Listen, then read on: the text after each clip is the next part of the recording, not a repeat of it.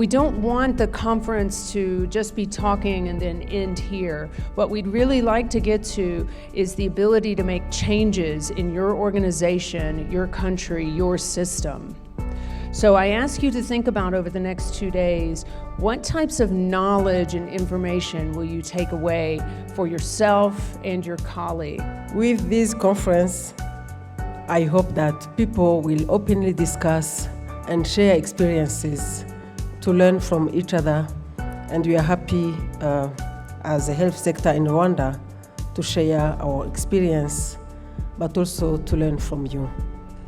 Health system resilience is the capacity of health actors, institutions, and populations to prepare for and effectively respond to crisis.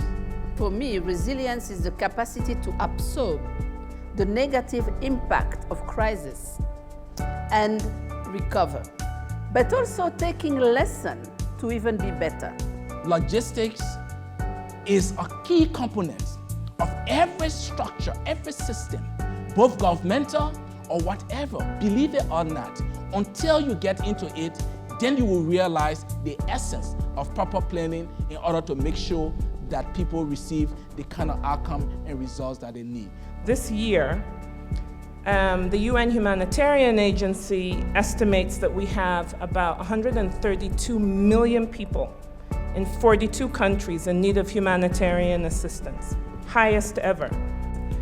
We also have particularly high rates of sexual violence, and we know this from Boko Haram, from the experience of the Yazidis, of what has happened in Darfur, and of course a very strong relationship between gender inequality and conflict.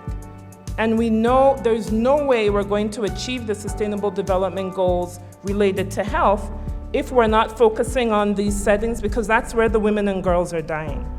Today, this platform gives us the opportunity to talk about how the collaboration between a government, non-governmental, and the business as a private sector can collaborate to outreach and to reach such a needy people for such services and for such logistics. All these reforms will not work without governance, will not work without the government buy-in, will never work to see us achieve the goals, and most importantly for sustainability if governance doesn't exist.